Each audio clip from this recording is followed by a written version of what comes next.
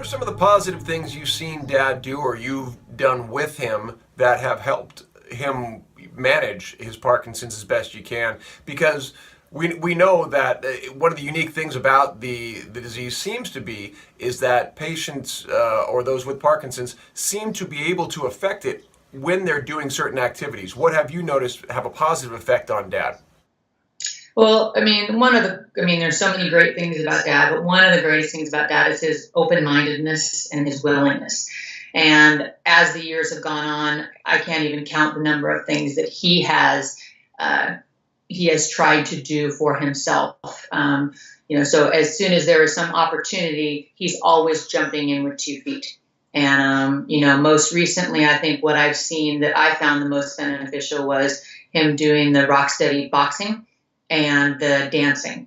And I think what was really huge about that is that it engaged him with other people and that it put him in a situation where he wasn't odd. People didn't look at him as disabled or as strange or whatever people might think, when they look at Dad, because with his severe scoliosis, he looks very contorted. And I've never seen anybody like him. So whether it's, just somebody noticing or anyone having a judgment, I think that just he knows he's being noticed. So being in an environment where he could engage and not feel like he's stigmatized in any way, I think that's huge in terms of what he's done to help himself.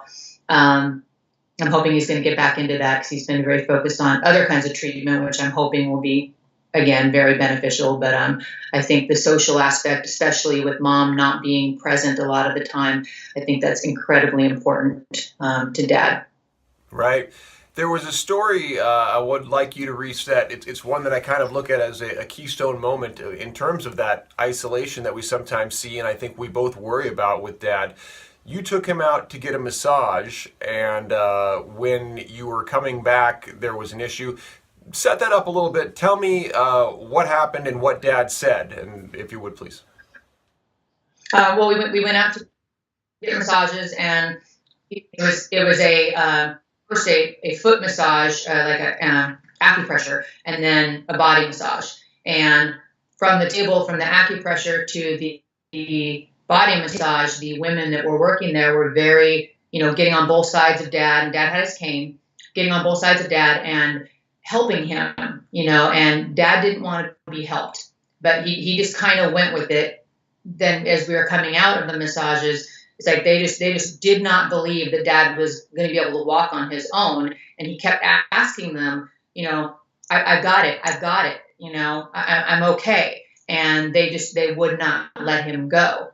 And, and I told them, I'm like, no, he's fine. He's fine. He just needs to find his stride. He can do this. And so they kind of very begrudgingly let him go right as we were at the door. And, as we were trying to go out the door again, they were like, is he okay? Is he okay? I'm like, he's fine. He's fine. And Dad's comment after that was, this is what makes him not want to go out in the world. That's heartbreaking to me, and that's scary. And what we've talked about that's so important there, I think, is that these are people who are acting out of good intention, probably from their heart, right? That's right. Maybe even protecting their business in a sense of saying we don't want an accident here, but also just out of, look at this guy. The appearance of what's going on with Dad, which I think it is for a lot of Parkinsonians, sometimes isn't pretty. And that sort of thing, the way you said, other people treat them, again, out of good heart or not, can force them into isolation. And Dad saying that very thing right there, that stuck with me, and that really scared me.